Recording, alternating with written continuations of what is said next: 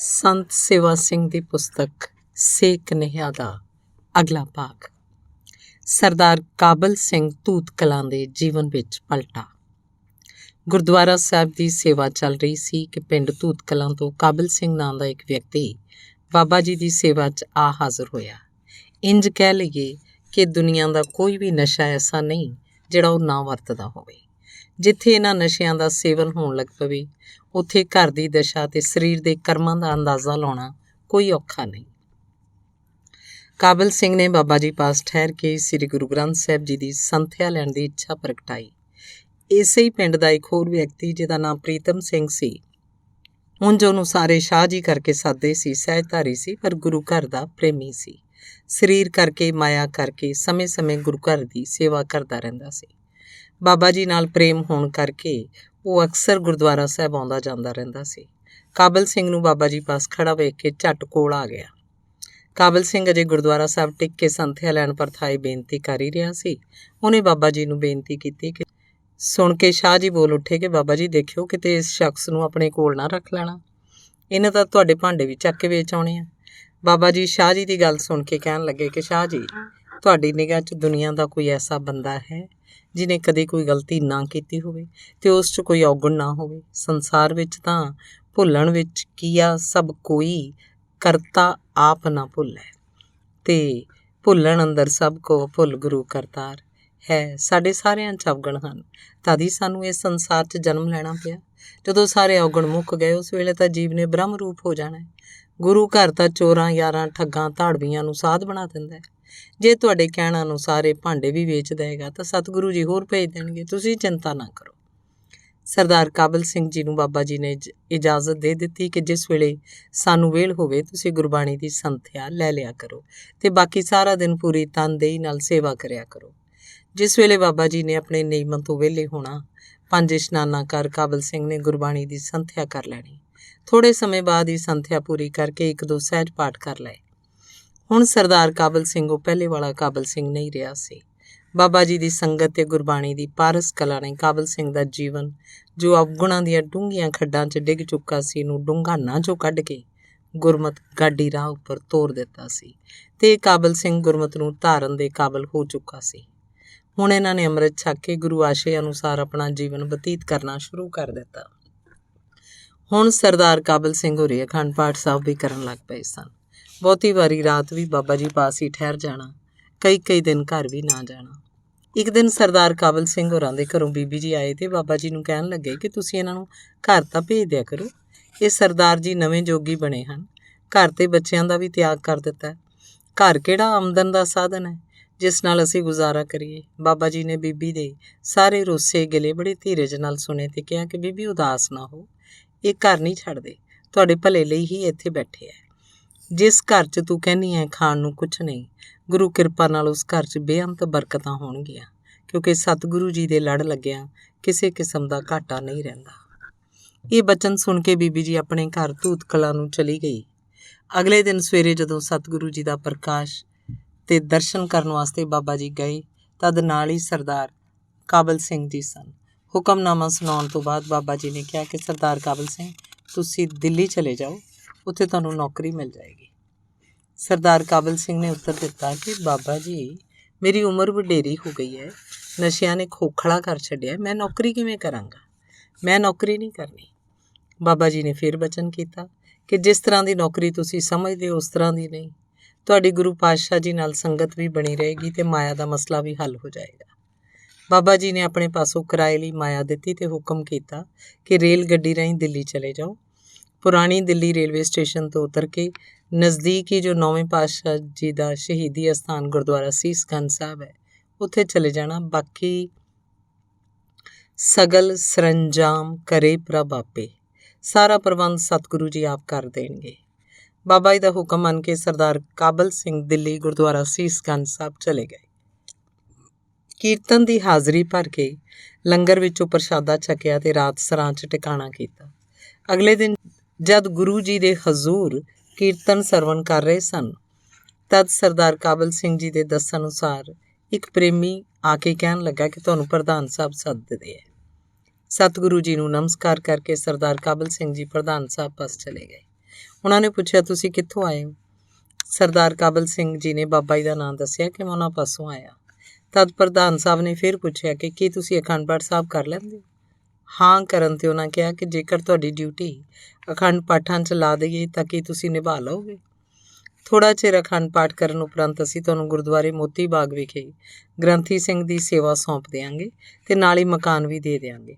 ਤੁਸੀਂ ਆਪਣੇ ਬਾਲ ਬੱਚੇ ਵੀ ਇੱਥੇ ਹੀ ਸੱਦ ਲੈਣਾ। ਇਸ ਸਮੇਂ ਬਾਬਾ ਜੀ ਦੇ ਬਚਨ ਯਾਦ ਆਏ ਕਿ ਸਗਲ ਸਰੰਜਾਮ ਕਰੇ ਪ੍ਰਭ ਆਪੇ। ਪਰਮੇਸ਼ਰ ਜੀ ਆਪ ਹੀ ਸਾਰੀ ਵਿਧ ਬਣਾ ਦੇਣਗੇ। ਝੱਟ ਹੀ ਹਾਂ ਕਰ ਦਿੱਤੀ।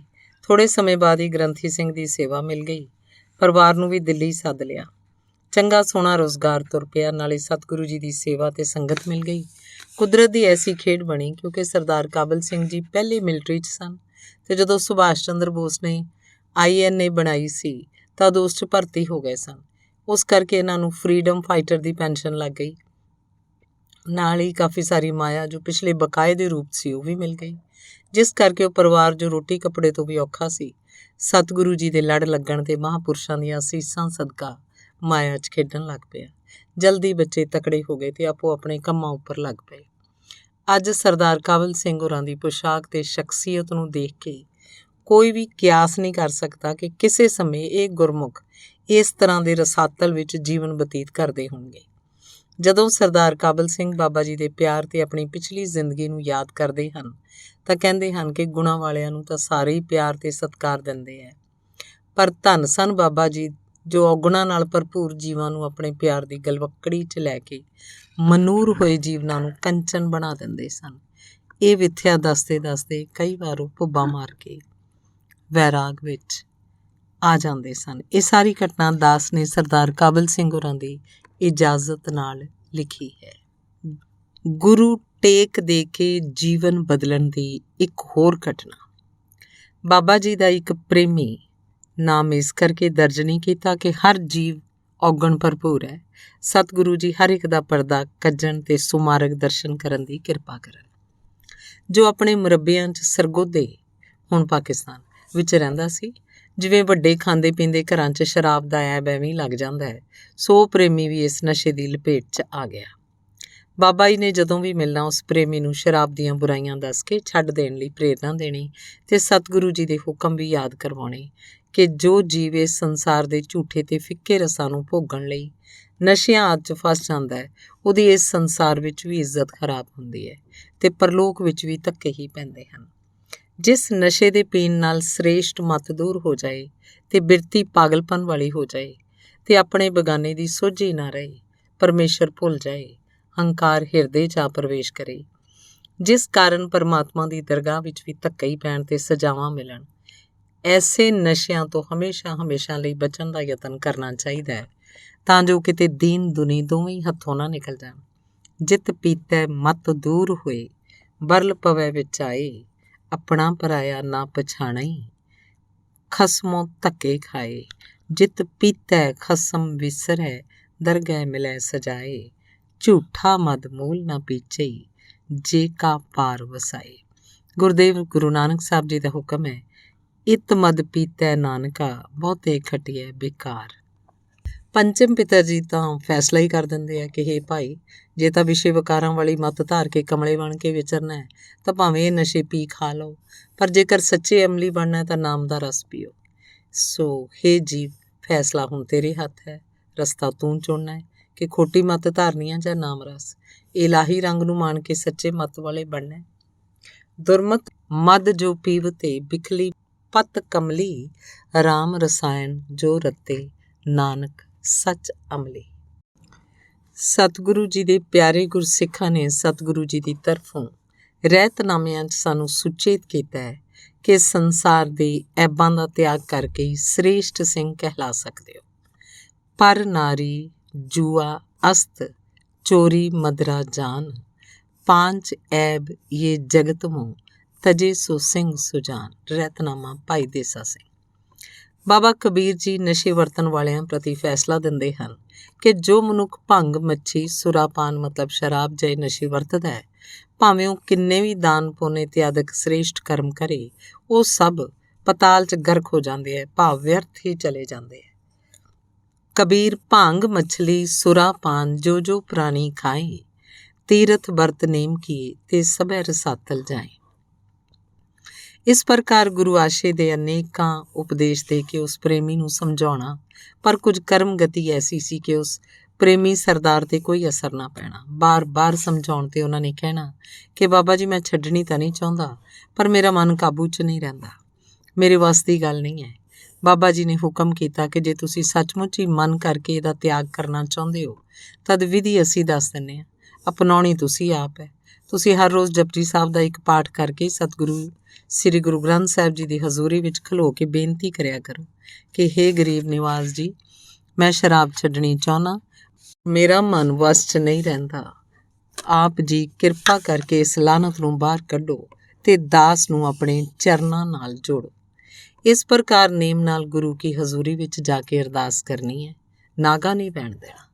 ਪ੍ਰੇਮੀ ਨੇ ਕੁਝ ਸਮਾਂ ਤਾਂ ਇਸ ਨੇਮ ਨਾਲ ਲੰਘਾਇਆ, ਪਰ ਫਿਰ ਕੁਸੰਗਤ ਕਰਕੇ ਨਿਯਮ ਵੀ ਛੱਡ ਦਿੱਤਾ ਤੇ ਸ਼ਰਾਬ ਵੀ ਪੀਣੀ ਸ਼ੁਰੂ ਕਰ ਦਿੱਤੀ। ਇਕੇਰਾਂ ਥੋੜ੍ਹੇ ਸਮੇਂ ਬਾਅਦ ਇੱਕ ਸਿੰਘ ਨੂੰ ਬਾਬਾ ਜੀ ਨੇ ਉਹਨਾਂ ਸਰਦਾਰ ਹੋਰਾਂ ਪਾਸ ਭੇਜਿਆ ਕਿ ਜਾਓ ਦੇਖ ਕੇ ਆਓ ਕਿ ਕੀ ਹਾਲ ਹੈ। ਹੁਕਮ ਮੰਨ ਕੇ ਸਿੰਘ ਗਿਆ ਤੇ ਆ ਕੇ ਸਾਰਾ ਬਿਰਤਾਂਤ ਦੱਸਿਆ ਕਿ ਉਹ ਕਹਿੰਦੇ ਆ ਕਿ ਕਿਤੇ ਕਿਤੇ ਮੇਰੇ ਪਾਸੋਂ ਸ਼ਰਾਬ ਪੀਤੀ ਜਾਂਦੀ ਹੈ।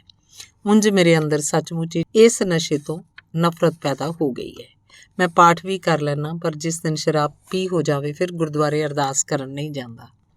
ਸਰਦਾਰ ਹੋਰਾਂ ਦਾ ਹਾਲ ਸੁਣ ਕੇ ਬਾਬਾ ਜੀ ਨੇ ਸੰਗਤ ਪਾਸੋਂ 5 ਪਾਠ ਬੇਨਤੀ ਚੁਪਈ ਸਾਹਿਬ ਦੇ ਕਰਵਾ ਕੇ ਅਰਦਾਸ ਕੀਤੀ ਤੇ ਦੁਬਾਰਾ ਉਸੇ ਸਿੰਘ ਕੋਲ ਸੁਨੇਹਾ ਭੇਜਿਆ ਕਿ ਹੁਣ ਵੈਸੇ ਤਾਂ ਉਹਦਾ ਮਨ ਸ਼ਰਾਬ ਪੀਣ ਨੂੰ ਕਰੇਗਾ ਹੀ ਨਹੀਂ, ਜੇ ਅੰਦਰੋਂ ਪ੍ਰੇਰਨਾ ਪੀਣ ਲਈ ਹੋਵੇ ਤਾਂ ਉਹਨਾਂ ਨੂੰ ਕਹਿਣਾ ਕਿ ਉਸੇ ਵੇਲੇ ਗੁਰੂ ਚਰਨਾਂ 'ਚ ਅਰਦਾਸ ਕਰਨ ਕਿ ਦਾਤਾ ਜੀ, ਮੇਰਾ ਮਨ ਕਾਬੂ ਤੋਂ ਬਾਹਰ ਹੋ ਰਿਹਾ ਹੈ, ਆਪ ਹੀ ਕਿਰਪਾ ਕਰਕੇ ਵਸ 'ਚ ਕਰੋ, ਇਸ ਲਾਹਨਤ ਤੋਂ ਬਚਾਓ। ਜੇ ਕਿਤੇ ਫਿਰ ਵੀ ਸ਼ਰਾਬ ਪੀਤੀ ਜਾਵੇ, ਉਸ ਦਿਨ ਗੁਰਦੁਆਰਾ ਸਾਹਿਬ ਸਤਿਗੁਰੂ ਜੀ ਦੇ ਦਰਬਾਰ ਦੇ ਅੰਦਰ ਨਹੀਂ ਜਾਣਾ, ਬਾਹਰੋਂ ਦਹਿਲੀਜ਼ ਤੋਂ ਬੇਨਤੀ ਕਰ ਦੇਣੀ। ਮਨ ਤਾਂ ਬਾਬਾ ਜੀ ਤੇ ਸੰਗਤ ਦੀ ਕੀਤੀ ਅਰਦਾਸ ਨਾਲ ਹੀ ਬਦਲ ਚੁੱਕਾ ਸੀ। ਸਤਿਗੁਰੂ ਜੀ ਦੇ ਚਰਨਾਂ ਦੀ ਓਟ ਲੈਣ ਨਾਲ ਹੋਰ ਪਰਪੱਕਤਾ ਹੋ ਗਈ। ਉਹ ਸਰਦਾਰ ਜੀ ਜੋ ਮਨ ਕਰਕੇ ਇਸ ਭੈੜੀ ਵਾਦੀ ਨੂੰ ਛੱਡਣਾ ਚਾਹੁੰਦੇ ਹੋਏ ਵੀ ਨਹੀਂ ਛੱਡ ਸਕਦੇ ਸੀ, ਅਰਦਾਸ ਤੇ ਗੁਰਬਾਣੀ ਦਾ ਆਸਰਾ ਲੈਣ ਨਾਲ ਸਿੰਘ ਸਜ ਗਏ ਤੇ ਗੁਰਸਿੱਖੀ ਜੀਵਨ ਦੇ ਧਾਰਨੀ ਬਣ ਗਏ। ਹਰ ਰੋਜ਼ 5 ਬਾਣੀਆਂ ਦੇ ਨਿਤਨੇਮ ਤੋਂ ਇਲਾਵਾ ਸ੍ਰੀ ਸੁਖਮਨੀ ਸਾਹਿਬ ਦੇ ਨਿਤਨੇਮੀ ਵੀ ਹੋ ਗਏ ਤੇ ਬਾਅਦ 'ਚ ਇਹਨਾਂ ਦੀ ਪ੍ਰੇਰਨਾ ਨਾਲ ਕਈਆਂ ਦੇ ਜੀਵਨ ਬਦਲੇ। ਘਰ ਵਿੱਚ ਵੀ ਸਾਰਾ ਪਰਿਵਾਰ ਗੁਰਸਿੱਖੀ ਧਾਰਨ ਕਰ ਗਿਆ। ਇਹ ਬਰਕਤਾਂ ਸਤ ਸੰਗਤ, ਬਾਣੀ ਤੇ ਅਰਦਾਸ ਨਾਲ ਪ੍ਰਾਪਤ ਹੁੰਦੀਆਂ ਹਨ। ਅਜਿਹਾ ਸੀ ਬਾਬਾ ਜੀ ਦਾ ਪਰਉਪਕਾਰੀ ਜੀਵਨ, ਜੋ ਕਿ ਔਗਣਾਂ ਤਥਾ ਬੁਰਾਈਆਂ ਦੀਆਂ ਡੂੰਘੀਆਂ ਖੱਡਾਂ 'ਚ ਡਿੱਗੇ ਜੀਵ ਨੂੰ ਆਪਣੇ ਪਿਆਰ ਦੀ ਛੋਹ ਦੇ ਕੇ ਨਾਮ ਰਸ ਨਾਲ ਭਰਪੂਰ ਪਿਆਰੀ ਗਲਵੱਕੜੀ 'ਚ ਲੈ ਕੇ ਬਾਹਰ ਕੱਢ ਲੈਂਦੇ ਤੇ ਗੁਰਮਤ ਦੇ ਦ੍ਰਿੜ ਧਾਰਨੀ ਬਣਾ ਕੇ ਆਦਰਸ਼ਕ ਗੁਰਸਿੱਖ ਦਾ ਨਮੂਨਾ ਬਣਾ ਦਿੰਦੇ। ਜੇਕਰ ਐਸੀਆਂ ਕੁਝ ਇੱਕ ਘਟਨਾਵਾਂ ਵੀ ਲਿਖੀਏ ਤਾਂ ਸੈਂਕੜੇ ਨਹੀਂ, ਹਜ਼ਾਰਾਂ ਦੀ ਗਿਣਤੀ 'ਚ ਹਨ। ਬਾਬਾ ਜੀ ਦੀ ਸੰਗਤ ਤੇ ਪਿਆਰ ਦੀ ਛੋਹ ਨੇ ਇਲਾਕੇ ਦੇ ਪਰਿਵਾਰਾਂ ਦੇ ਪਰਿਵਾਰ ਨਾਸਤਿਕਤਾ ਤੇ ਬੁਰਾਈਆਂ ਦੀ ਦਲਦਲ ਵਿੱਚੋਂ ਕੱਢ ਕੇ ਗੁਰਮਤ ਗਾਡੀ ਰਾਹ ਉੱਪਰ ਟੋਰੇ। ਇਸ ਇਲਾਕੇ 'ਚ ਭਾਈ ਸਾਹਿਬ ਭਾਈ ਗੁਰਦਾਸ ਜੀ ਦੇ ਕਥਨ ਨੂੰ ਪ੍ਰਤੱਖ ਦੇਖਿਆ ਜਾ ਸਕਦਾ ਹੈ ਕਿ ਭਵਜਲ ਅੰਦਰ ਬੋਹਿਤ ਹੈ, ਇਕਸ ਪਿੱਛੇ ਲੱਖ ਤਰੰਦੇ ਤੇ ਹਰ ਇੱਕ ਹੱਥ ਆਇਆ ਵਰਸਾਣੇ ਬਹੁਤ ਤੇਰੇ। ਅਗਲਾ ਲੇਖ ਹੈ, ਤੂੰ ਸ਼ਰਾਬ ਛੱਡ ਦੇ, ਗਰੀਬੀ ਤੈਨੂੰ ਛੱਡ ਜਾਏਗੀ। ਸਰਦਾਰ ਗਿਆਨ ਸਿੰਘ ਜੀ ਗੁਰਦਾਸਪੁਰ ਨਿਵਾਸੀ ਚੰਗੇ ਭਲੇ ਪੁਰਸ਼ ਸਨ। ਆਪਣੀ ਨੇਕ ਨੀਤੀ ਨਾਲ ਮਿਹਨਤ ਕਰਕੇ ਪਰਿਵਾਰ ਦੀ ਪਰਵਰਿਸ਼ ਕਰਦੇ ਸਨ। ਭਾਖੜੇ ਦਾ ਡੈਮ ਬਣਨਾ ਸ਼ੁਰੂ ਹੋਇਆ। ਆਪ ਜੀ ਨੇ ਭਾਖੜਾ ਡੈਮ ਤੇ ਨੌਕਰੀ ਕਰ ਲਈ। ਭਾਵੇਂ ਆਪ ਨੇਕ ਨੀਅਤ ਨਾਲ ਮਿਹਨਤ ਕਰਦੇ ਸਨ, ਪਰ ਜਿਵੇਂ ਗੁਲਾਬ ਦੇ ਫੁੱਲ ਨਾਲ ਕੰਡਾ ਵੀ ਹੁੰਦਾ ਹੈ, ਜਿੱਥੇ ਸੱਚਾ ਸੁੱਚਾ ਮਿਹਨਤੀ ਜੀਵਨ ਸੀ, ਉੱਥੇ ਨਾਲ ਸ਼ਰਾਬ ਪੀਣ ਦਾ ਸੁਭਾਅ ਜੋ ਪਰਪੱਕ ਹੋ ਚੁੱਕਾ ਸੀ, ਉਹ ਸਾਰੀ ਕੀਤੀ ਖੂਨ ਪਸੀਨੇ ਦੀ ਕਮਾਈ ਨੂੰ ਆਪਣੇ ਵਿੱਚ ਸਮੇਟੀ ਜਾ ਰਿਹਾ ਸੀ। ਮਹੀਨੇ ਬਾਅਦ ਘਰ ਆਉਣਾ, ਘਰ ਵਾਲਿਆਂ ਨੂੰ ਗੁਜ਼ਾਰੇ ਜੋਗੇ ਪੈਸੇ ਦੇ ਜਾਣੇ, ਬਾਕੀ ਖੂਹ ਦੀ ਮਿੱਟੀ ਖੂਹ ਨੂੰ ਹੀ ਲਾਈ ਜਾਣੀ। ਘਰ ਵਾਲੀ ਬੀਬੀ ਬੜੀ ਸੁਸ਼ੀਲ ਤੇ ਸਿਆਣੀ ਸੀ। ਉਸੇ ਮਾਇਆ ਵਿੱਚ ਹੀ ਸਾਰੇ ਘਰ ਦਾ ਤੋਰਾ ਤੋਰ ਕੇ ਬੱਚਿਆਂ ਦੀਆਂ ਲੋੜਾਂ ਵੀ ਪੂਰੀਆਂ ਕਰਨੀਆਂ। ਕਾਫੀ ਸਮਾਂ ਇਹ ਸਿਲਸਿਲਾ ਜਾਰੀ ਰਿਹਾ। ਸਮਾਂ ਲੰਘਦਾ ਗਿਆ। ਡੈਮ ਦਾ ਕੰਮ ਵੀ ਸਮਾਪਤ ਹੋਣ ਤੇ ਆ ਗਿਆ। ਸਰਦਾਰ ਗਿਆਨ ਸਿੰਘ ਜੀ ਕੰਮ ਛੱਡ ਕੇ ਮੁੜ ਗੁਰਦਾਸਪੁਰ ਆ ਗਏ ਤੇ ਆਪਣਾ ਵੈਲਡਿੰਗ ਦਾ ਕੰਮ ਸ਼ੁਰੂ ਕਰ ਲਿਆ। ਗਾਹਕ ਵੀ ਆਉਂਦੇ, ਕੰਮ ਵੀ ਚੱਲਦਾ, ਮਾਇਆ ਵੀ ਗੁਜ਼ਾਰੇ ਜੋਗੀ ਕਮਾ ਲੈਂਦੇ। ਪਰ ਸ਼ਰਾਬ ਦਾ ਐਬ ਜੋ ਪੱਕੀ ਆਦਤ ਬਣ ਕੇ ਚੰਬੜਿਆ ਸੀ, ਉਹ ਸਾਰੀ ਬਰਕਤ ਨੂੰ ਖਈ ਰੋਗ ਵਾਂਗ ਆਪਣੇ ਵਿੱਚ ਜਜ਼ਬ ਕਰੀ ਜਾਂਦਾ ਸੀ। ਕਈ ਵਾਰੀ ਆਪਨੇ ਸ਼ਰਾਬ ਨੂੰ ਤਿਆਗਣ ਦਾ ਮਨ ਬਣਾਇਆ, ਪਰ ਮਨ ਫਿਰ ਡੋਲ ਜਾਂਦਾ। ਇੱਕ ਪ੍ਰੇਮੀ ਨੇ ਆਪ ਨੂੰ ਕਿਹਾ ਕਿ ਗਿਆਨ ਸਿੰਘਾ, ਤੂੰ ਕੰਮ ਵੀ ਇੰਨਾ ਕਰਦਾ ਹੈ, ਗਾਹਕ ਵੀ ਕਾਫੀ ਆਉਂਦੇ ਆ, ਪਰ ਤੇਰੇ ਘਰ ਦਾ ਹਾਲ ਉੱਥੇ ਦਾ ਉੱਥੇ ਹੀ ਹੈ। ਕੋਈ ਚੰਗਾ ਮਕਾਨ ਬਣਾ ਲੈ, ਬੱਚੇ ਜਵਾਨ ਹੋਣ ਵਾਲੇ ਹੈ, ਇਹਨਾਂ ਦੇ ਕਾਰ ਵਿਹਾਰ ਵੀ ਕਰਨੇ ਆ, ਪਰ ਨਾ ਤਾਂ ਤੂੰ ਨੌਕਰੀ ਸਮੇਂ 'ਤੇ, ਨਾ ਹੀ ਹੁਣੀ ਘਰ 'ਚ ਕੋਈ ਇੱਟ ਲਾਈ ਹੈ। ਪਹਿਲੇ ਵਾਲੇ ਬਾਲਿਸ਼ ਤੀਰਾਂ ਦੀ ਰਿਪੇਅਰ ਤੱਕ ਹੀ ਸੀਮਤ ਨਾ ਰੱਖ। ਸਰਦਾਰ ਗਿਆਨ ਸਿੰਘ ਨੇ ਉਸ ਹਮਦਰਦੀ ਮਿੱਤਰ ਪਾਸ ਆਪਣਾ ਦੁੱਖ ਫੋਲਿਆ ਕਿ ਮਿੱਤਰਾ, ਤੈਨੂੰ ਪਤਾ ਹੀ ਹੈ ਕਿ ਭਾਵੇਂ ਮੈਨੂੰ ਆਮਦਨ ਕਾਫੀ ਹੈ, ਪਰ ਇਹ ਜੋ ਮੈਨੂੰ ਇੱਕ ਭੈੜੀ ਲਾਹਨਤ ਲੱਗ ਚੁੱਕੀ ਹੈ, ਮੈਂ ਚਾਹੁੰਦਾ ਹੋਇਆ ਵੀ ਇਹ ਤੋਂ ਛੁੱਟ ਨਹੀਂ ਸਕਦਾ। ਉਸ ਪ੍ਰੇਮੀ ਨੇ ਕਿਹਾ, ਮੈਂ ਤੈਨੂੰ ਦੱਸਦਾ, ਜੇ ਤੂੰ ਮੇਰਾ ਕਹਿਣਾ ਮੰਨੇ ਤਾਂ ਹੁਸ਼ਿਆਰਪੁਰ ਜ਼ਿਲ੍ਹੇ 'ਚ ਗੜਦੀਵਾਲਾ ਦੇ ਨਜ਼ਦੀਕ ਇੱਕ ਸਿੱਖ ਸਾਧੂ ਹੈ। ਤੁਸੀਂ ਉਹਨਾਂ ਪਾਸ ਜਾਓ, ਜੋ ਉਹ ਕਹਿਣ ਉਹ 'ਤੇ ਪਹਿਰਾ ਦਿਓ, ਉਹ ਪੂਰਨ ਮਹਾਤਮਾ ਹਨ। ਸਰਦਾਰ ਗਿਆਨ ਸਿੰਘ ਨੇ ਆਪਣੇ ਹਮਦਰਦੀ ਮਿੱਤਰ ਨੂੰ ਉੱਤਰ ਦਿੱਤਾ, ਛੱਡ ਯਾਰ, ਬਥੇਰੇ ਸਾਧ ਦੇਖੇ ਹੈ, ਸਭ ਆਪੋ ਆਪਣੀ ਰੋਟੀ ਦੀ ਕਮਾਈ ਦਾ ਸਾਧਨ ਬਣਾ ਕੇ ਬੈਠੇ ਹੈ। ਸ਼ਰਾਬ ਤਾਂ ਮੈਂ ਪੀਂਦਾ, ਕਿ ਸੰਤ ਮੇਰੇ ਹੱਥੋਂ ਗਲਾਸੀ ਖੋਹ ਲੈਣਗੇ? ਜਿੰਨਾ ਚਿਰ ਮੇਰਾ ਮਨ ਹੀ ਇਹਨੂੰ ਛੱਡਣ ਦਾ ਨਹੀਂ ਬਣਦਾ, ਉਨਾ ਚਿਰ ਕੋਈ ਮੇਰੀ ਸ਼ਰਾਬ ਕਿਵੇਂ ਛੁਡਾ ਦੇਗਾ। ਉਸ ਹਮਦਰਦੀ ਮਿੱਤਰ ਨੇ, ਜੋ ਅੰਮ੍ਰਿਤਧਾਰੀ ਸੀ, ਮੁੜ ਗਿਆਨ ਸਿੰਘ ਨੂੰ ਕਿਹਾ ਕਿ ਗਿਆਨ ਸਿੰਘ, ਜਾਣ ਦਾ ਕੀ ਹਰਜ ਹੈ, ਤੂੰ ਉਹਨਾਂ ਨੂੰ ਸੱਚੀ ਗੱਲ ਕਹਿ ਕੇ ਬੇਨਤੀ ਕਰ ਦੇਂ। ਜੇ ਤੇਰਾ ਮਨ ਮੰਨਿਆ ਉਹਨਾਂ ਦੀ ਗੱਲ ਮੰਨ ਲਈ, ਨਹੀਂ ਤਾਂ ਮੁੜ ਆਪਣੇ ਘਰ ਆ ਜਾਈਂ। ਸਰਦਾਰ ਗਿਆਨ ਸਿੰਘ ਜੀ ਆਪਣੀ ਗੱਲ 'ਤੇ ਅੜੇ ਰਹੇ। ਕਹਿਣ ਲੱਗੇ ਕਿ ਸੰਤਾਂ ਨੇ ਵੀ ਤਾਂ ਇਹੀ ਕਹਿਣਾ ਕਿ ਤੂੰ ਸ਼ਰਾਬ ਨਾ ਪੀਆ ਕਰ, ਤੇ ਮੈਂ ਉਹਨਾਂ ਨੂੰ ਕੀ ਕਹਾਂਗਾ ਕਿ ਨਹੀਂ ਪੀਵਾਂਗਾ। ਜੇ ਨਾ ਪੀਣ ਦਾ ਵਚਨ ਕਰ ਲਿਆ, ਫਿਰ ਤਾਂ ਮੈਂ ਦੋਹਰੇ ਪਾਪ ਦਾ ਭਾਗੀ ਬਣਾਂਗਾ। ਸੋ ਛੱਡ ਯਾਰ, ਜੇ ਰੱਬ ਨੇ ਆਪੇ ਛੁਡਾਉਣੀ ਹੋਏਗੀ ਛੁਡਾ ਦੇਗਾ। ਉਹ ਮਿੱਤਰ ਕਹਿਣ ਲੱਗਾ, ਗਿਆਨ ਸਿੰਘ, ਜਿਵੇਂ ਤੂੰ ਹੁਣੇ ਹੀ ਕਿਹਾ ਹੈ ਕਿ ਕੀ ਸੰਤ ਮੇਰੇ ਹੱਥੋਂ ਗਲਾਸੀ ਖੋਹ ਲੈਣਗੇ, ਕੀ ਹੁਣ ਤੂੰ ਇਹ ਚਾਹੁੰਦਾ ਹੈ ਕਿ ਰੱਬ ਤੇਰੇ ਹੱਥੋਂ ਗਲਾਸੀ ਖੋਵੇ? ਵੇਖੀ, ਜੇ ਰੱਬ ਨੇ ਹੱਥੋਂ ਗਲਾਸੀ ਖੋਈ ਤਾਂ ਬਹੁਤ ਮਹਿੰਗੀ ਪੈਣੀ ਹੈ। ਸੋ ਭਰਾ, ਐਵੇਂ ਹੁੱਜਤਾਂ ਨਾ ਪੜ੍ਹ, ਇੱਕ ਵਾਰੀ ਉੱਥੇ ਜਾ ਤਾਂ। ਸਰਦਾਰ ਗਿਆਨ ਸਿੰਘ ਨੇ ਕਿਹਾ, ਚੰਗਾ ਭਰਾ, ਮੈਂ ਤੇਰੀ ਗੱਲ ਮੰਨ ਹੀ ਲੈਣਾ, ਕਿਸੇ ਦਿਨ ਐਤਵਾਰ ਨੂੰ ਜਾ ਆਵਾਂਗਾ। ਸੰਤਾਂ ਨੇ ਸ਼ਰਾਬ ਛੁਡਾ ਦਿੱਤੀ ਤਾਂ ਟੱਬਰ ਦਾ ਭਲਾ ਹੋ ਜਾਊ, ਨਾ ਕੋਈ ਵਿਧ ਬਣੀ ਤਾਂ ਜਿਵੇਂ ਗੱਡੀ ਚੱਲਦੀ ਹੈ ਚੱਲੀ ਜਾਊ। ਇਸ ਤਰ੍ਹਾਂ ਦੀ ਵਾਰਤਾਲਾਪ ਉਪਰੰਤ ਉਹ ਪ੍ਰੇਮੀ ਆਪਣੇ ਘਰ ਚਲਾ ਗਿਆ। ਇੱਧਰ ਉਸ ਪ੍ਰੇਮੀ ਦੇ ਕਹੇ ਵਾਕ ਸਰਦਾਰ ਗਿਆਨ ਸਿੰਘ ਦੇ ਅੰਦਰ ਗੇੜਾ ਖਾਣ ਲੱਗੇ। ਐਤਵਾਰ ਦਾ ਦਿਨ ਵੀ ਨੇੜੇ ਸੀ। ਆਪ ਨੇ ਐਤਵਾਰ ਵਾਲੇ ਦਿਨ ਰਾਮਪੁਰ ਖੇੜੇ ਜਾਣ ਦਾ ਪ੍ਰੋਗਰਾਮ ਬਣਾਇਆ। ਗਰਮੀਆਂ ਦੇ ਦਿਨ ਸੀ। ਸਰਦਾਰ ਗਿਆਨ ਸਿੰਘ ਜੀ ਸਾਈਕਲ 'ਤੇ ਸਵਾਰ ਹੋ ਕੇ ਦਰਿਆ ਬਿਆਸ ਦੇ ਨੁਸ਼ਹਿਰਾ ਪੱਤਣ 'ਤੇ ਪੁੱਜੇ। ਬੇੜੀ ਰਾਹੀਂ ਆਪ ਪਰਲੇ ਕੰਢੇ ਉਤਰ ਕੇ ਮੁੜ ਸਾਈਕਲ 'ਤੇ ਸਵਾਰ ਹੋ ਕੇ 24-25 ਮੀਲ ਦਾ ਪੰਧ ਸਾਈਕਲ 'ਤੇ ਕਰਦੇ ਹੋਏ ਦੁਪਹਿਰ ਸਮੇਂ ਗੁਰਦੁਆਰਾ ਸਾਹਿਬ ਪੁੱਜੇ। ਬਾਹਰ ਨਲਕੇ 'ਤੇ ਮੂੰਹ ਹੱਥ ਧੋਤਾ ਤੇ ਥੋੜ੍ਹੀ ਦੂਰ ਸਾਈਕਲ ਖੜ੍ਹਾ ਕਰਕੇ ਆਪ ਜੀ ਜਿੱਥੇ ਸੰਗਤ ਦਰੀ 'ਤੇ ਬੈਠੀ ਸੀ, ਦੂਰੋਂ ਹੀ ਸੰਗਤ ਦੇ ਦਰਸ਼ਨ ਕੀਤੇ ਤੇ ਗੁਰੂ ਮਹਾਰਾਜ ਜੀ ਦੇ ਕਮਰੇ 'ਚ ਗੁਰੂ ਗ੍ਰੰਥ ਸਾਹਿਬ ਜੀ ਨੂੰ ਮੱਥਾ ਟੇਕਿਆ ਤੇ ਸਰੀਰ ਨੂੰ ਪੱਖੇ ਦੀ ਹਵਾ ਲਵਾਈ ਤੇ ਅੰਦਰ ਬੈਠੇ ਬਾਹਰ ਦਰੀ 'ਤੇ ਬੈਠੇ ਬਾਬਾ ਜੀ ਤੇ ਸੰਗਤ ਵੱਲ ਵੇਖਿਆ। ਉਹ ਸੰਗਤ ਸੁਣ ਆਪ ਨੂੰ ਸੰਤਾਂ ਨੂੰ ਸਿਆਣਨਾ ਔਖਾ ਹੋ ਗਿਆ ਕਿ ਇਹ ਸੰਗਤ 'ਚ ਸੰਤ ਕਿਹੜੇ ਹੈ, ਕਿਉਂਕਿ ਗਰਮੀ ਕਾਰਨ ਬਾਬਾ ਜੀ ਨੇ ਛੋਟੀ ਕੇਸਕੀ ਸਜਾਈ ਹੋਈ ਸੀ ਤੇ ਆਮ ਸਿੰਘਾਂ ਵਾਲਾ ਹੀ ਪਹਿਰਾਵਾ ਪਹਿਨਿਆ ਸੀ। ਸਰਦਾਰ ਗਿਆਨ ਸਿੰਘ ਦੇ ਮਨ 'ਚ ਖਿਆਲ ਸੀ ਕਿ ਸੰਤ ਕਿਸੇ ਤਖਤ ਪੋਸ਼ 'ਤੇ ਗਦੈਲਾ ਲਾ ਕੇ ਸੁੰਦਰ ਆਸਣ ਵਿਛਾ ਕੇ ਬੈਠੇ ਹੋਣਗੇ ਤੇ ਇੱਕ ਦੋ ਸੇਵਾਦਾਰ ਪੱਖਾ ਝੱਲਦੇ ਹੋਣਗੇ ਤੇ ਇੱਕ ਦੋ ਅਰਦਲ 'ਚ ਖੜੇ ਹੋਣਗੇ। ਸੰਤ ਤਾਂ ਦੂਰ ਤੋਂ ਹੀ ਪਛਾਣੇ ਜਾਂਦੇ, ਪਰ ਇੱਥੇ ਤਾਂ ਸਾਰੇ ਸੰਗਤ ਰੂਪ 'ਚ ਹੀ ਦਰੀ 'ਤੇ ਬੈਠੇ ਆ ਤੇ ਮੈਨੂੰ ਅਜੇ ਤੱਕ ਵੀ ਸੰਤਾਂ ਦੀ ਸਿਆਣ ਨਹੀਂ ਹੋ ਰਹੀ। ਇਸ ਤਰ੍ਹਾਂ ਦੀ ਵਿਚਾਰਾਂ ਸਰਦਾਰ ਗਿਆਨ ਸਿੰਘ ਦੇ ਮਨ 'ਚ ਚੱਲ ਰਹੀਆਂ ਸੀ। ਭਾਈ ਅਮਰ ਸਿੰਘ ਨੇ ਸਰਦਾਰ ਗਿਆਨ ਸਿੰਘ ਨੂੰ ਮਹਾਰਾਜ ਜੀ ਦੇ ਕਮਰੇ 'ਚ ਬੈਠਿਆਂ ਨੂੰ ਪ੍ਰਸ਼ਾਦ ਦਿੱਤਾ, ਜਲ ਪਾਣੀ ਪੁੱਛਿਆ। ਸਰਦਾਰ ਗਿਆਨ ਸਿੰਘ ਨੇ ਅਮਰ ਸਿੰਘ ਨੂੰ ਸਹਿਜ ਨਾਲ ਪੁੱਛਿਆ ਕਿ ਭਾਈ ਸਾਹਿਬ, ਸੰਤ ਜੀ ਕਿਤੇ ਬਾਹਰ ਗਏ ਹੋਏ? ਅਮਰ ਸਿੰਘ ਨੇ ਕਿਹਾ, ਨਹੀਂ ਬਾਬਾ ਜੀ, ਬਾਹਰ ਸੰਗਤ 'ਚ ਦਰੀ 'ਤੇ ਬੈਠੇ। ਤੇ ਬਾਬਾ ਜੀ ਵੱਲ ਇਸ਼ਾਰਾ ਕਰਕੇ ਕਿਹਾ ਕਿ ਉਹ ਜੋ ਗੋਲ ਕੇਸਕੀ ਸਜਾਈ ਬੈਠੇ ਹੈ, ਗਲ 'ਚ ਕਾਲੇ ਗਾਤਰੇ ਵਾਲੀ ਕਿਰਪਾਨ ਹੈ, ਇਹ ਸੰਤ ਹੈ। ਸਰਦਾਰ ਗਿਆਨ ਸਿੰਘ ਭਾਈ ਅਮਰ ਸਿੰਘ ਦੇ ਦੱਸਣ 'ਤੇ ਬਾਬਾ ਜੀ ਵੱਲ ਗਏ ਤੇ ਜਾ ਕੇ ਉਹਨਾਂ ਨੂੰ ਮੱਥਾ ਟੇਕਣ ਲੱਗੇ। ਆਪ ਨੇ ਸਰਦਾਰ ਗਿਆਨ ਸਿੰਘ ਦੇ ਸਿਰ ਹੇਠ ਹੱਥ ਕਰਕੇ ਰੋਕ ਦਿੱਤਾ। ਸੰਗਤ ਨਾਲ ਜੋ ਵਿਚਾਰ ਚੱਲ ਰਹੀ ਸੀ ਵਿੱਚੇ ਛੱਡ ਕੇ ਕਹਿਣ ਲੱਗੇ ਕਿ ਹੁਣ ਹੋਰ ਮੱਥਾ ਟੇਕਣ ਦੀ ਕਸਰ ਰਹਿੰਦੀ ਹੈ। ਜਿਨ੍ਹਾਂ ਨੂੰ ਮੱਥਾ ਟੇਕਣਾ ਸੀ, ਨਮਸਕਾਰ ਕਰਨੀ ਬਣਦੀ ਸੀ, ਉੱਥੇ ਤਾਂ ਤੁਸੀਂ ਮੱਥਾ ਟੇਕ ਆਏ ਹੋ ਤੇ ਹੁਣ ਹੋਰ ਕਿਸੇ ਦੇਹਧਾਰੀ ਨੂੰ ਮੱਥਾ ਟੇਕਣ ਦੀ ਲੋੜ ਨਹੀਂ। ਗੁਰਸਿੱਖ ਨੂੰ ਆਪਣੇ ਪੈਰਾਂ 'ਤੇ ਖਲੋਣਾ ਚਾਹੀਦਾ ਹੈ। ਸਤਿਗੁਰੂ ਜੀ ਨੇ ਸਾਨੂੰ ਸਭ ਤੋਂ ਸ੍ਰੇਸ਼ਟ ਫਤਿਹ ਬਖਸ਼ਿਸ਼ ਕੀਤੀ ਹੈ।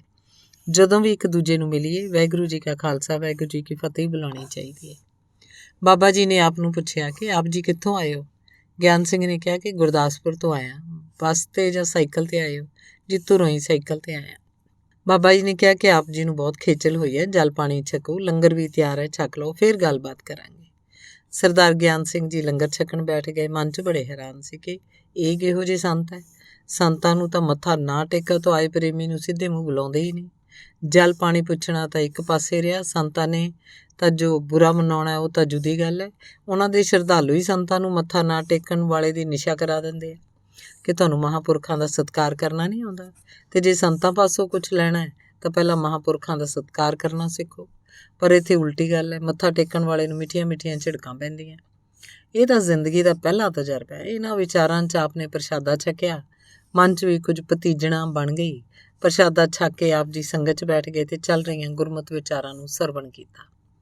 ਥੋੜ੍ਹੀ ਦੇਰ ਬਾਅਦ ਬਾਬਾ ਜੀ ਨੇ ਸਰਦਾਰ ਗਿਆਨ ਸਿੰਘ ਨੂੰ ਆਉਣ ਦਾ ਕਾਰਨ ਪੁੱਛਿਆ ਤਾਂ ਕਿ ਤੁਸੀਂ ਬੜੀ ਦੂਰੋਂ ਧੁੱਪੇ ਚੱਲ ਕੇ ਆਏ ਹੋ, ਦੱਸੋ ਕੀ ਹੁਕਮ ਹੈ। ਆਪ ਨੇ ਕਿਹਾ ਕਿ ਬਾਬਾ ਜੀ ਮੈਂ ਆਪ ਨਾਲ ਵੱਖਰੀ ਹੋ ਕੇ ਗੱਲ ਕਰਨੀ ਹੈ। ਥੋੜ੍ਹੇ ਚਿਰ ਬਾਅਦ ਸੰਗਤ ਤੁਰ ਗਈ। ਆਪ ਨੇ ਆਪਣੇ ਆਉਣ ਦਾ ਕਾਰਨ ਦੱਸਿਆ ਕਿ ਬਾਬਾ ਜੀ ਮੈਂ ਪਹਿਲਾਂ ਨੌਕਰੀ ਵੀ ਕੀਤੀ ਹੈ, ਹੁਣ ਆਪਣਾ ਕੰਮ ਸ਼ੁਰੂ ਕੀਤਾ ਹੈ, ਗਾਹਕ ਵੀ ਆਉਂਦੇ ਆ, ਪਰ ਮਾਇਆ ਟਿਕਦੀ ਨਹੀਂ। ਘਰ 'ਚ ਗਰੀਬੀ ਦਾ ਦਲਿੱਦਰ ਪਾਇਆ ਹੋਇਆ, ਅਜੇ ਘਰ ਵੀ ਨਹੀਂ ਬਣਾਇਆ, ਬੱਚੇ ਵੀ ਜਵਾਨ ਹੋਣ ਵਾਲੇ ਆ, ਉਹਨਾਂ ਦੇ ਕਾਰਜ ਵੀ ਕਰਨੇ ਆ। ਬਾਬਾ ਜੀ ਨੇ ਗਿਆਨ ਸਿੰਘ ਜੀ ਦੀ ਗੱਲ ਬੜੇ ਗੌਰ ਨਾਲ ਸੁਣੀ। ਥੋੜ੍ਹਾ ਚੁੱਪ ਕਰਕੇ ਬਚਨ ਕੀਤਾ, ਸਰਦਾਰ ਜੀ ਤੁਹਾਡਾ ਨਾਂ ਕੀ ਹੈ? ਜੀ ਗਿਆਨ ਸਿੰਘ। ਭਾਈ ਗਿਆਨ ਸਿੰਘ ਜੀ, ਜੇ ਤੂੰ ਸਾਡਾ ਬਚਨ ਮੰਨੇ, ਗੁਜ਼ਾਰਾ ਤਾਂ ਕੀ ਮਾਇਆ ਤੇਰੇ ਮਗਰ ਮਗਰ ਆਏਗੀ। ਜੀ ਕੀ ਹੁਕਮ ਹੈ? ਬਸ ਇੱਕੋ ਬੇਨਤੀ ਹੈ, ਤੂੰ ਸ਼ਰਾਬ ਛੱਡ ਦੇ, ਗਰੀਬੀ ਦਾ ਦਲਿੱਦਰ ਤੈਨੂੰ ਛੱਡ ਜਾਏਗਾ। ਗਿਆਨ ਸਿੰਘ ਨੇ ਸੋਚਿਆ ਉਹ ਗੱਲ ਹੀ ਹੋਈ ਨਾ, ਕਿ ਮੈਂ ਹੁਣ ਹਾਂ ਕਰਾਂ ਜਾਂ ਨਾ ਕਰਾਂ। ਅਖੀਰ ਸੋਚ ਕੇ ਆਪ ਨੇ ਕਿਹਾ ਬਾਬਾ ਜੀ ਮੈਂ ਛੱਡਣੀ ਤਾਂ ਚਾਹੁੰਦਾ, ਪਰ ਮੈਥੋਂ ਛੱਡ ਨਹੀਂ ਹੁੰਦੀ। ਬਾਬਾ ਜੀ ਕਹਿਣ ਲੱਗੇ ਸ਼ਰਾਬ ਨੇ ਤੇਰਾ ਇਸ ਤਰ੍ਹਾਂ ਪਿੱਛਾ ਨਹੀਂ ਛੱਡਣਾ। ਤੁਸੀਂ ਗੁਰੂ ਜੀ ਦੀ ਸ਼ਰਨ ਗ੍ਰਹਿਣ ਕਰੋ। ਸ਼ਰਨ ਗ੍ਰਹਿਣ ਤੋਂ ਪਹਿਲਾਂ ਹਰ ਰੋਜ਼ ਸਵੇਰੇ ਜਪਜੀ ਸਾਹਿਬ, ਸ਼ਾਮ ਨੂੰ ਰਹਿਰਾਸ ਸਾਹਿਬ ਦਾ ਪਾਠ ਕਰਿਆ ਕਰੋ, ਅਤੇ ਜਦੋਂ ਇਹ ਨਿਯਮ ਪੱਕ ਜਾਏ ਫਿਰ ਪੂਰਾ ਨਿਤਨੇਮ ਸ਼ੁਰੂ ਕਰ ਦਿਓ। ਅਤੇ ਅੱਜ ਤੋਂ ਹੀ ਇਹ ਪ੍ਰਣ ਕਰ ਲਓ ਅਤੇ ਹਰ ਰੋਜ਼ ਗੁਰਦੁਆਰੇ ਜਾ ਕੇ ਗੁਰੂ ਮਹਾਰਾਜ ਗੁਰੂ ਗ੍ਰੰਥ ਸਾਹਿਬ ਅੱਗੇ ਜਾ ਕੇ ਅਰਦਾਸ ਕਰਿਆ ਕਰੋ ਕਿ ਸਤਿਗੁਰੂ ਜੀ ਇਸ ਲਾਹਨਤ ਤੋਂ ਮੇਰਾ ਪਿੱਛਾ ਛਡਾਓ। ਜਦੋਂ ਆਪਣਾ ਬਲ ਕੁਝ ਨਾ ਸਾਰੇ, ਉਦੋਂ ਸਤਿਗੁਰੂ ਜੀ ਦਾ ਜਿਹਦੀ ਓਟ ਆਸਰਾ ਲਿਆ ਸਾਰੇ ਕਾਰਜ ਰਾਸ ਹੋ ਜਾਂਦੇ ਆ। ਸੋ ਤਕੜੇ ਹੋ, ਅੱਜ ਤੋਂ ਹੀ ਪ੍ਰਣ ਕਰਕੇ ਜਾਓ ਕਿ ਇਹਦੇ ਨੇੜੇ ਨਹੀਂ ਜਾਣਾ। ਸਰਦਾਰ ਗਿਆਨ ਸਿੰਘ ਜੀ ਸੁਣੀ ਗਏ ਅਤੇ ਬਾਅਦ 'ਚ ਪੁੱਛਿਆ ਕਿ ਬਾਬਾ ਜੀ ਸ਼ਰਨ ਕਿਸ ਤਰ੍ਹਾਂ ਗ੍ਰਹਿਣ ਕਰਨੀ ਹੈ। ਆਪ ਨੇ ਦੱਸਿਆ ਜਦੋਂ ਤੁਸੀਂ 7 ਬਾਣੀਆਂ ਤਾਂ ਨਿਤਨੇਮ ਕਰਨ ਲੱਗ ਪਏ, ਸ਼ਰਾਬ ਛੱਡ ਦਿੱਤੀ, ਫਿਰ ਅੰਮ੍ਰਿਤ ਛਕ ਲੈਣਾ। ਇਹੀ ਗੁਰੂ ਜੀ ਦੀ ਸ਼ਰਨ ਗ੍ਰਹਿਣ ਕਰਨ ਦਾ ਤਰੀਕਾ ਹੈ।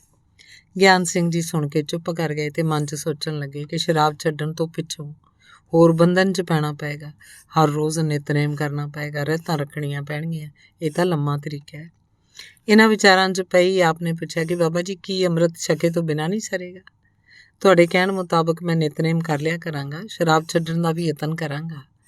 ਆਪ ਜੀ ਜਲਾਲ ਚਾਹੇ ਅਤੇ ਕਹਿਣ ਲੱਗੇ ਗਿਆਨ ਸਿੰਘਾ, ਅਸੀਂ ਤੇਰੇ ਲੋਕ ਪਰਲੋਕ ਸਵਾਰਨਾ ਚਾਹੁੰਦੇ ਹਾਂ। ਸ਼ਰਾਬ ਛੱਡਣ ਅਤੇ ਬਾਣੀ ਪੜ੍ਹਨ ਨਾਲ ਇੱਥੇ ਕਾਰੋਬਾਰ ਵਿੱਚ ਤਾਂ ਬਰਕਤ ਪੈ ਜਾਏਗੀ, ਪਰ ਫਿਰ ਇੱਥੇ ਕਿੰਨਾ ਕੁ ਚਿਰ ਇਸ ਮਾਇਆ ਤੋਂ ਸੁੱਖ ਲਈ ਜੀਏਗਾ। ਅਕਸਰ ਨੂੰ ਸਭਨਾ ਸਹੁਰੇ ਵੰਝਣਾ, ਸਭ ਮੁਕਲਾਵਣ ਹਾਰ, ਤਥਾ ਜੋ ਆਇਆ ਸੋ ਚਲਸੀ, ਸਭ ਕੋਈ ਆਈ ਵਾਰੀ ਹੈ। ਰਾਣਾ ਰਾਓ ਨਾ ਕੋ ਰਹੇ, ਰੰਗ ਨਾ ਤੁੰਗ ਫਕੀਰ, ਵਾਰੀ ਆਪੋ ਆਪਣੀ, ਕੋਈ ਨਾ ਬੰਦਾ ਧੀਰ। ਸਭਨਾਂ ਨੇ ਅੱਗੇ ਜਾਣਾ, ਅਤੇ ਜੇ ਤੁਸੀਂ ਕਿਸੇ ਦੇ ਹੋ ਕੇ ਇੱਥੋਂ ਜਾਵਾਂਗੇ ਉਹ ਸਾਡੀ ਸਾਰ ਹੀ ਲਏਗਾ। ਅਤੇ ਜੇ ਆਪਾਂ ਨਿਗੁਰੇ ਹੀ ਚਲੇ ਗਏ, ਸਤਿਗੁਰਾਂ ਨੇ ਤਾਂ ਨਿਗੁਰੇ ਦਾ ਨਾਂ ਵੀ ਮਾੜਾ ਲਿਖਿਆ, ਸਤਿਗੁਰ ਬਾਝੋਂ ਗੁਰ ਨਹੀਂ ਕੋਈ, ਨਿਗੁਰੇ ਕਾ ਹੈ ਨਾਉ ਬੁਰਾ। ਆਪਾਂ ਸਮਝੀਏ ਜਾਂ ਨਾ, ਸਤਿਗੁਰੂ ਜੀ ਨੇ ਤਾਂ ਸਾਨੂੰ ਸਮਝਾਉਣ ਦੀ ਕੋਈ ਕਸਰ ਨਹੀਂ ਛੱਡੀ। ਸਤਿਗੁਰੂ ਜੀ ਇਹ ਤੋਂ ਵੱਧ ਸਾਨੂੰ ਹੋਰ ਕੀ ਕਹਿ ਸਕਦੇ ਆ। ਸਤਿਗੁਰ ਬਾਝ ਨਾ ਪਾਇਓ, ਸਭ ਥੱਕੀ ਕਰਮ ਕਮਾਏ ਜੀਓ, ਤਥਾ ਸਤਿਗੁਰ ਬਾਝ ਨਾ ਪਾਇਓ, ਸਭ ਮੋਹੀ ਮਾਇਆ ਜਾਲ ਜੀਓ।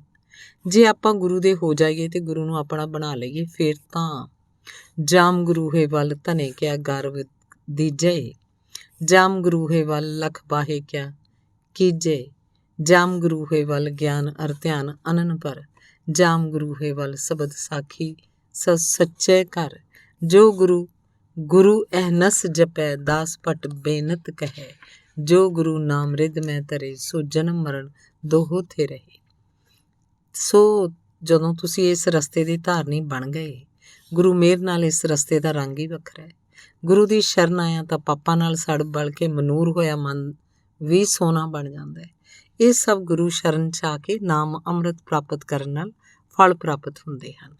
ਕਾਇਆ ਆਰਣ ਮਨ ਵਿੱਚ ਲੋਹਾ, ਪੰਚ ਅਗਨ ਤਿਤ ਲਾਗ ਰਹੀ, ਕੋਇਲੇ ਪਾਪ ਪੜੇ ਤਿਸ ਉਪਰ, ਮਨ ਜਲਿਆ ਸੰਨੀ ਚਿੱਤ ਪਈ, ਭਇਆ ਮਨੂਰ ਕੰਚਨ ਫਿਰ ਹੋਵੈ। ਜੇ ਗੁਰ ਮਿਲੈ ਤਨੇਹਾ, ਏਕ ਨਾਮ ਅੰਮ੍ਰਿਤ ਤੋ ਦੇਵੈ। ਤਉ ਨਾਨਕ ਤ੍ਰਿਸਟੰਸ ਦੇਹਾ। ਜਿਨ੍ਹਾਂ ਨੂੰ ਗੁਰੂ ਦੀ ਸਾਰ ਲੱਗੀ ਹੈ, ਜਿਨ੍ਹਾਂ ਨੂੰ ਸੋਝੀ ਹੋ ਆਈ ਹੈ ਕਿ ਗੁਰੂ ਦੀ ਸ਼ਰਨ ਆਉਣ ਨਾਲ ਕੀ ਕੁਝ ਮਿਲ ਸਕਦਾ ਹੈ, ਉਹਨਾਂ ਦੀ ਬਾਣੀ ਪੜ੍ਹ ਲਓ। ਕਿਵੇਂ ਪੁਕਾਰ ਪੁਕਾਰ ਕੇ ਕਹਿੰਦੇ ਹਨ, ਕੰਚੋ ਕੰਚਨ ਭਇਓ ਸ਼ਬਦ ਗੁਰ ਸਰਵਣੈ ਸੁਣਿਓ। ਬਿਖਤੇ ਅੰਮ੍ਰਿਤ ਹੋਇਓ, ਨਾਮ ਸਤਿਗੁਰ ਮੁਖ ਭਣਿਆ। ਲੋਹੋ ਹੋਇਓ ਲਾਲ ਨਦਰ, ਸਤਿਗੁਰ ਜਦ ਧਾਰੈ।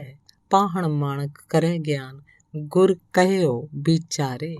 ਕਾਠੋ ਸ੍ਰੀ ਖੰਡ ਸਤਿਗੁਰ ਕੀਓ, ਦੁੱਖ ਦਰਿਦਰ ਤਿਨ ਕੇ ਗਿਆ। ਸਤਿਗੁਰ ਚਰਨ ਜਿਨ ਪਰਸਿਆ, ਸੇ ਪਸੁ ਪ੍ਰੇਤ ਸੁਰ ਨਰ ਭਇਆ। ਸੋ ਗਿਆਨ ਸਿੰਘ ਜੀ, ਐਵੇਂ ਮਨ ਦੀ ਉਧੇੜ ਬੁਣ 'ਚ ਨਾ ਪਾਓ, ਕਿਉਂਕਿ ਮਨ ਸੀਮਤ ਸੋਝੀ ਵਾਲਾ ਹੈ। ਗੁਰੂ ਦੀ ਅਗਵਾਈ ਨੂੰ ਆਪਣਾ ਜੀਵਨ ਆਧਾਰ ਬਣਾਓ। ਤੁਸੀਂ ਏਡੀ ਦੂਰੋਂ ਚੱਲ ਕੇ ਵੀ ਆਏ ਹੋ, ਜੇ ਕੋਈ ਮਾੜੀ ਗੱਲ ਛੱਡੀ ਨਾ ਤੇ ਚੰਗੀ ਗ੍ਰਹਿਣ ਕੀਤੀ ਨਾ, ਫਿਰ ਤਾਂ ਸਵਾਏ ਪੈਂਡਾ ਮਾਰਨ ਤੋਂ ਕੁਝ ਵੀ ਪੱਲੇ ਨਾ ਪਿਆ। ਸੋ ਤਕੜੇ ਹੋਵੋ, ਤੁਹਾਡੇ ਤਕੜੇ ਹੋਣ ਦੀ ਲੋੜ ਹੈ, ਸਹਾਇਤਾ ਤਾਂ ਗੁਰੂ ਨਹੀਂ ਕਰਨੀ ਹੈ। ਬਾਬਾ ਜੀ ਦੇ ਪ੍ਰੇਮ ਭਰੇ ਕਮਾਈ ਵਾਲੇ ਬਚਨ ਸੁਣ ਕੇ ਗਿਆਨ ਸਿੰਘ ਜੀ ਨੇ ਹਾਂ ਕਰ ਦਿੱਤੀ।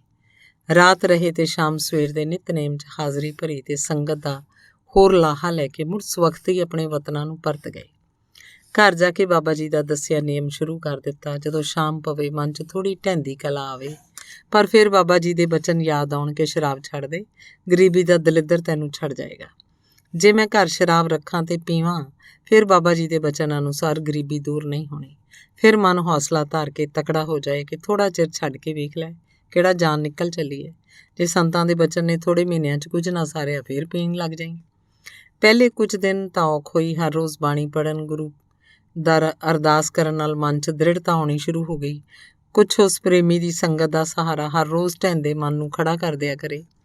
15-20 ਦਿਨਾਂ ਬਾਅਦ ਆਪ ਜੀ ਬਾਬਾ ਜੀ ਦੇ ਦਰਸ਼ਨ ਕਰਨ ਆ ਜਾਇਆ ਕਰ। ਗੱਲ ਕੀ, ਥੋੜ੍ਹੇ ਮਹੀਨਿਆਂ 'ਚ ਹੀ ਕੰਮ ਵਧਣ ਲੱਗ ਪਿਆ। ਮਾਇਆ 'ਚ ਬਰਕਤ ਪੈਣੀ ਸ਼ੁਰੂ ਹੋ ਗਈ। ਘਰ ਵਾਲੇ ਵੀ ਖੁਸ਼ ਕਿ ਸਾਡੇ ਘਰ 'ਚੋਂ ਤਾਂ ਸਤਿਗੁਰੂ ਜੀ ਨੇ ਦਲਿੱਦਰ ਕੱਢਿਆ। ਬੱਚੇ ਜੋ ਹਰ ਸਮੇਂ ਸਹਿਮੇ ਰਹਿੰਦੇ ਸਨ ਕਿ ਭਾਈਆ ਜੀ ਨੇ ਪੀ ਕੇ ਘਰ ਆ ਜਾਣਾ ਤੇ ਸਾਰੇ ਦਿਨ ਦੇ ਕੰਮ ਦਾ ਥਕੇਵਾਂ ਸਾਡੇ 'ਤੇ ਹੀ ਲਾਉਣਾ ਹੈ, ਹੁਣ ਖੁਸ਼ ਨਜ਼ਰ ਆਉਣ ਲੱਗ ਪਏ। ਪਹਿਲੇ ਦਿਨਾਂ ਵਿੱਚ ਭਾਈਆ ਜੀ ਦੇ ਆਉਣ ਨਾਲ ਬੱਚਿਆਂ ਨੇ ਅੰਦਰ ਹੀ ਲੁਕ ਜਾਣਾ। ਹੁਣ ਉਹਦੇ ਉਲਟ, ਜਦੋਂ ਭਾਈਆ ਜੀ ਨੇ ਆਉਣਾ ਤਾਂ ਉਹਨਾਂ ਕੋਲ ਜਾ ਕੇ ਆਪ ਪਿਆਰ ਲੈਣਾ, ਉਹਨਾਂ ਨਾਲ ਪਿਆਰ ਕਰਨਾ। ਇੰਜ ਕਹਿ ਲਈਏ ਤਾਂ ਕੋਈ ਕਥਨੀ ਨਹੀਂ ਕਿ ਘਰ ਦਾ ਨਰਕ ਸਵਰਗ 'ਚ ਬਦਲ ਗਿਆ।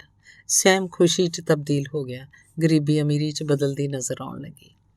ਕਾਫੀ ਸਮਾਂ ਆਪਣੇ ਪ੍ਰਣ 'ਤੇ ਕਾਇਮ ਰਿਹਾ ਬਤੀਤ ਹੋਇਆ। ਮਨ ਵੇਖਦਾ ਵੀ ਹੈ ਕਿ ਗੁਰੂ ਆਸ਼ੇ ਅਨੁਸਾਰ ਚੱਲਣ ਵਿੱਚ ਬਰਕਤਾਂ ਤੇ ਬਖਸ਼ਿਸ਼ਾਂ ਪ੍ਰਾਪਤ ਹੋਈਆਂ ਤੇ ਹੋ ਰਹੀਆਂ ਹਨ। ਪਰ ਕਈ ਵਾਰੀ ਕੋਈ ਪੂਰਬਲਾ ਕਰਮ ਐਸਾ ਆ ਜਾਂਦਾ ਜੋ ਕੁਸੰਗਤ ਰਾਹੀਂ ਸਾਕਾਰ ਹੋ ਜਾਂਦਾ ਹੈ। ਸਰਦਾਰ ਗਿਆਨ ਸਿੰਘ ਨੇ ਕੁਸੰਗਤ ਦੀ ਪ੍ਰੇਰਨਾ ਅਧੀਨ ਸ਼ਰਾਬ ਪੀ ਲਈ। ਜ਼ਰਾ ਕੋਈ ਸ਼ਰਾਬ ਦਾ ਨਸ਼ਾ ਘਟਿਆ ਤਾਂ ਪਹਿਲੇ ਦਿਨ ਜਦੋਂ ਆਪ ਬਾਬਾ ਜੀ ਪਾਸ ਗਏ ਸਨ, ਸੰਗਤ 'ਚ ਚੱਲ ਰਹੀ ਬਾਬਾ ਜੀ ਦੀ ਵਿਚਾਰ ਯਾਦ ਆਈ ਕਿ ਕੁਸੰਗਤ ਐਸੀ ਭੈੜੀ ਚੀਜ਼ ਹੈ ਕਿ ਜੇ ਕਿਸੇ ਪ੍ਰਾਣੀ ਨੇ ਇੱਕ ਪੈਰ ਸਵਰਗ 'ਚ ਰੱਖਿਆ ਹੋਵੇ ਤੇ ਕੇਵਲ ਪਿਛਲਾ ਚੁੱਕ ਕੇ ਸਵਰਗ ਦਾ ਦਰਵਾਜ਼ਾ ਲੰਘਣਾ ਹੋਵੇ, ਜੇ ਕਿਤੇ ਉਹ ਪਿਛਲਾ ਪੈਰ ਚੁੱਕਣ ਤੋਂ ਪਹਿਲਾਂ ਕੁਸੰਗਤ ਮਿਲ ਜਾਏ ਤਾਂ ਪਿਛਲਾ ਪੈਰ ਅਗਾਂਹ ਚੁੱਕ ਕੇ ਤਾਂ ਕੀ ਰੱਖਣਾ, ਪਹਿਲਾਂ ਸਵਰਗ ਦੀ ਦਹਿਲੀਜ਼ ਅੰਦਰ ਧਰਿਆ ਪੈਰ ਕੁਸੰਗਤ ਬਾਹਰ ਖਿੱਚ ਲਿਆਉਂਦੀ ਹੈ। ਮੇਰੇ ਨਾਲ ਤਾਂ ਸੱਚਮੁੱਚ ਹੀ ਇਹ ਗੱਲ ਵਾਪਰੀ ਹੈ। ਮਨ ਨੂੰ ਲਾਹਨਤਾਂ ਪਾਵੇ ਕਿ ਕਿਸ ਮੂੰਹ ਨਾਲ ਜਾ ਕੇ ਮੈਂ ਬਾਬਾ ਜੀ ਨੂੰ ਦੱਸਾਂਗਾ ਕਿ ਮੈਂ ਸ਼ਰਾਬ ਪੀ ਲਈ ਹੈ। ਮੈਂ ਉਹਨਾਂ ਦੇ ਸਾਹਮਣੇ ਤੇ ਗੁਰੂ ਮਹਾਰਾਜ ਜੀ ਅੱਗੇ ਪ੍ਰਣ ਕੀਤਾ ਹੈ। ਮਨ ਦੇ ਇਸ ਉਤਰਾਅ ਚੜਾਅ 'ਚ ਲੋਢਾ ਪਹਿਰ ਬੀਤ ਗਿਆ। ਦਿਨ ਵੀ ਸਰਦੀ ਦੇ ਸੀ। ਆਪ ਨੇ ਫਿਰ ਸਾਈਕਲ ਚੁੱਕਿਆ, ਗੁਰਦੁਆਰੇ ਨੂੰ ਚੱਲ ਪਏ। ਸ਼ਾਮ ਪਈ। ਜਦੋਂ ਗੁਰਦੁਆਰੇ ਪੁੱਜੇ, ਸੇਵਾਦਾਰਾਂ ਨੂੰ ਪੁੱਛਿਆ, ਬਾਬਾ ਜੀ ਕਿੱਥੇ ਆ? ਸੇਵਾਦਾਰਾਂ ਨੇ ਦੱਸਿਆ, ਬਾਬਾ ਜੀ ਤਾਂ ਤਲਵਾੜੇ ਕਿਸੇ ਦੇ ਘਰ ਪਾਠ ਦੇ ਭੋਗ 'ਤੇ ਗਏ ਆ। ਮਨ ਨੂੰ ਨਿਰਾਸਤਾ ਹੋਈ।